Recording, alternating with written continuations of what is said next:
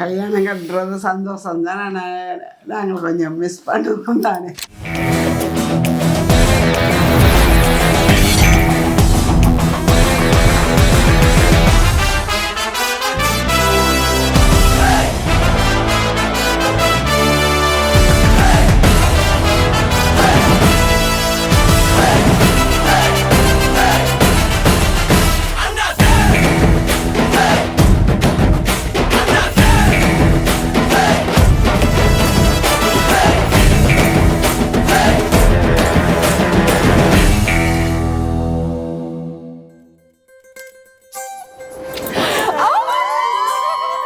Wow!